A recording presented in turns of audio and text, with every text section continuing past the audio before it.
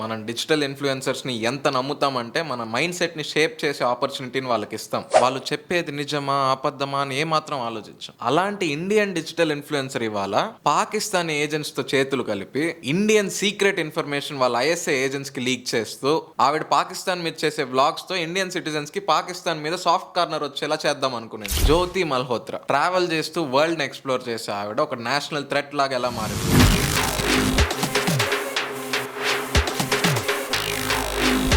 ఈవిడ అసలు పేరు జ్యోతి రాణి. జ్యోతి మల్హోత్రా అని యూట్యూబ్ కోసం పెట్టుకుంది. ఈవిడ హర్యానాలో హిసార్ అనే గ్రామానికి చెందిన యూట్యూబర్. ట్రావెల్ విత్ జేఓ అనేది ఆవిడ యూట్యూబ్ ఛానల్ నేమ్. దీనికి ఒక 3.77 lakh సబ్స్క్రైబర్స్ కూడా ఉన్నారు. ఈవిడ కంటెంట్ అంతా సోలో ట్రావెలింగ్ గురించే. ఇండియాలో భూటాన్, ఇండోనేషియా, చైనా, పాకిస్తాన్లో ట్రావెల్ చేస్తూ ఎక్స్ప్లోర్ చేస్తూ రికార్డ్ చేసి యూట్యూబ్లో కంటెంట్ లాగా వదలడమే. ఈవిడ యూట్యూబ్ బయోలో కూడా నొమాడిక్ లియో గర్ల్ అని ఉంటుంది. అంటే ఒకే ప్లేస్లో ఎక్కువ రోజులు ఉండడం నచ్చని గర్ల్ అని. ఈవిడ వీడియోస్లో డిఫరెంట్ కంట్రీస్ కల్చర్ని ఎక్స్ప్లోర్ చేస్తారు, డిఫరెంట్ కుజీన్స్ ట్రై చేస్తారు, అదర్ కంట్రీస్ లోకల్స్తో ఇంటరాక్ట్ అవుతారు. ఇక్కడ వరకు బాగుంది. 2023లో జ్యోతి ఫస్ట్ టైం పాకిస్తాన్ వెళ్ళింది. ఈ ట్రిప్ ప్లానింగ్ జరుగుతుండగానే ఇషానుల్ రెహమాన్, వీడిని దానిష్ అని కూడా అంటారు, వీడు ఢిల్లీలో ఉన్న పాకిస్తాన్ హై కమిషన్లో ఒక అఫీషియల్. ఈ దానిష్ని కలవడంతోనే జ్యోతికి పాకిస్తాన్ ఇంటెలిజెన్స్తో కనెక్షన్స్ వచ్చాయి. అండ్ వీళ్ళ చాటింగ్ కూడా ఎన్క్రిప్టెడ్ ఫామ్స్లో జరిగేది. టెలిగ్రామ్ అండ్ స్నాప్చాట్ ఎక్కువగా వాడేవాళ్ళు. జ్యోతి పాకిస్తాన్ ట్రిప్ నుంచి రిటర్న్ వచ్చేసాక కూడా ఇండియన్ మిలిటరీ సెన్సిటివ్ ఇన్ఫర్మేషన్ని ఎవ్వరికీ తెలియకుండా పాకిస్తాన్ పంపించేది. అఫీషియల్ సీక్రెట్స్ యాక్ట్ కింద మొన్నే May 17th ఈవెంట్ని కస్టడీలోకి తీసుకున్నారు పోలీసులు. పోలీస్ ఇన్వెస్టిగేషన్ ప్రకారం ఇండియన్ మిలిటరీకి సంబంధించిన సెన్సిటివ్ ఇన్ఫర్మేషన్ని పాకిస్తాన్ ఐఎస్ఐకి పంపించే ఒక పెద్ద నెట్వర్క్లో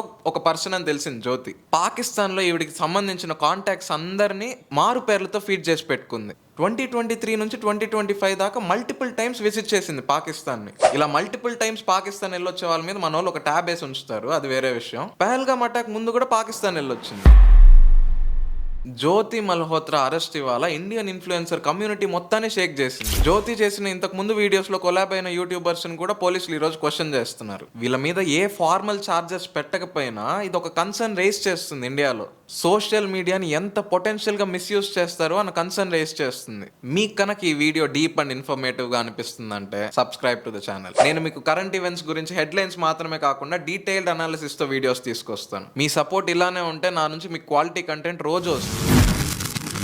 coming back to the video, Jyoti Malhotra మీద పబ్లిక్ వ్యూ చూసుకుంటే కొంతమంది ఏమో ఆవిడ్ని పాకిస్తాన్ వాళ్ళు మ్యానిపులేట్ చేసి అలా చేయించుకున్నారు అంటారు. మరి కొంతమంది ఏమో ఆవిడ నేషనల్ ట్రస్ట్ ని బిట్రే చేసింది అంటారు. ఒకవేళ ఈవిడ కనుక మ్యానిపులేట్ అయ్యి ఉంటే డిజిటల్ ఇన్ఫ్లుయెన్సర్స్ అందరూ కొంచెం జాగ్రత్తగా ఉండాలి. ఆన్లైన్ ఇంటరాక్షన్స్ వల్ల పొటెన్షియల్ కాన్సిక్వెన్సెస్ ఏముండొచ్చు అని మనకు కనపడుతూనే ఉంది. ఏదైనా షేర్ చేసే ముందు మైండ్ఫుల్ గా ఆలోచించాలి. ఇన్ఫ్లుయెన్సర్స్ కి డిజిటల్ ప్రెసెన్స్ అనేది రెస్పాన్సిబిలిటీతో పాటు వస్తుందని గుర్తుపెట్టుకోవాలి. పాకిస్తాన్ ఈ మధ్య బాంబులతో యుద్ధం చేయట్లేదు, ఫేక్ ప్రాపగాండా మ్యానిపులేషన్ తో యుద్ధం చేస్తుంది. ఢిల్లీలో ఉన్న పాకిస్తాన్ హై కమిషన్ లో ఐఎస్ఐ ట్రైన్డ్ స్పైని పెట్టిందంటే మీరే అర్థం చేసుకోండి. ఒక డిప్లొమాటిక్ ప్లేస్ లో ఒక ట్రైన్డ్ స్పై వాడేమో అక్కడికి వచ్చిపోయే ఇండియన్స్ అందరినీ మ్యానిపులేట్ చేస్తున్నాడు. ఒక పాకిస్తాన్ కి ట్రావెల్ చేయాలనుకున్న ఇన్ఫ్లుయెన్సర్ వెళ్తుంది, మంచి నవ్వుతాడు. ఆ నవ్వెనకాల ఏముందో మనకు అర్థం కాదు కదా.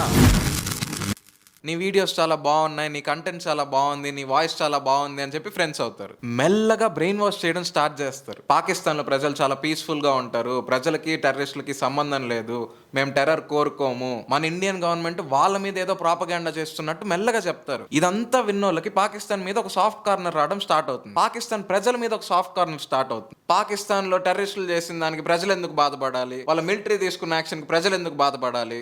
ఇంకోటి అంటాడు, not all Muslims are terrorists అని. అవును నిజమే, not all Muslims are terrorists. నేను నమ్ముతాను అది. ఎవరు ఎన్ని నమ్మినా ఒక్కటి మాత్రం నిజం ఉంటుంది కదా, not all Muslims but it's always a ముస్లిం.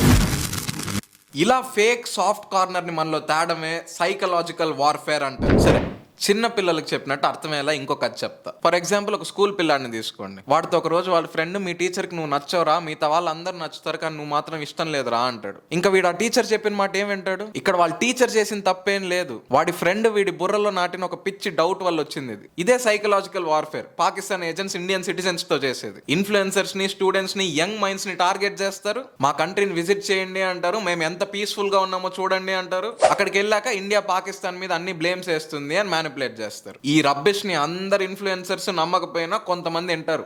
ఈ Jyoti Mehra is one of them.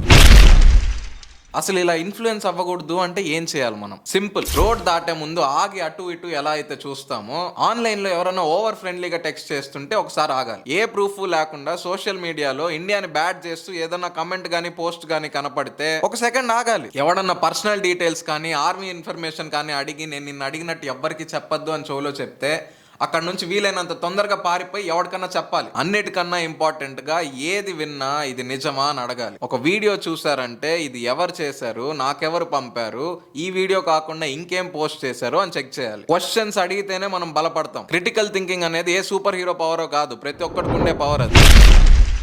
మిమ్మల్ని భయపెట్టాలనో లేకపోతే ఇంకెవరన్నా హేట్ చేయమని చెప్పాలన్నదో ఈ వీడియో ఉద్దేశం కాదు. రెబల్ వాయిస్ అనేది నీకు ఒక అన్నలాగా, నీతో ఫైట్ పెట్టుకోవాలని కాదు, నీ మైండ్ నిద్ర లేపడానికి నేను మాట్లాడతాను. మన కంట్రీ గురించి మనం ప్రౌడ్ గా ఫీల్ అవ్వాలి, భారత్ గురించి ప్రౌడ్ గా ఫీల్ అవ్వాలి, స్మార్ట్ చాయిసెస్ తీసుకోవాలి. We tell stories that others hide. మనం కలిసి కట్టుగా నించున్నంత వరకు nobody can break us. We don't fall for tricks. We'll question, we'll learn and we'll stay stronger. ఇది ఛానల్ మాత్రమే కాదు, this is rebel voice. Curious గా ఉండండి, చుట్టుపక్కల ఏం జరుగుతుందని తెలుసుకోండి, and never stop asking what's really going on. Next వీడియోలో కలుసుకుందాం.